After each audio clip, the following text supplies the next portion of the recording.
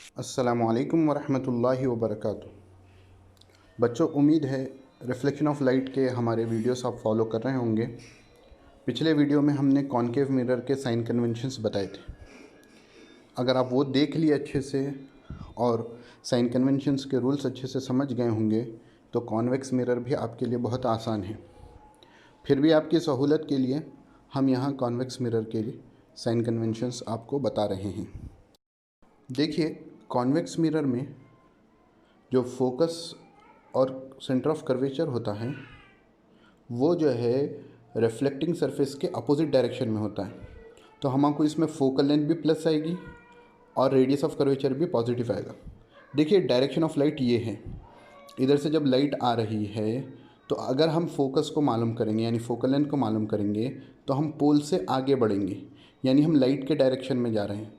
आपको मालूम है लाइट के डायरेक्शन में जाएंगे तो वो चीज़ पॉजिटिव होगी, तो फोकल लेंथ हमारा पॉजिटिव हुआ। इसी तरह सेंटर ऑफ कर्वेचर इसके आगे है तो हम लाइट ही के डायरेक्शन में जा रहे हैं तो रेडियस ऑफ कर्वेचर भी हमारा पॉजिटिव हुआ।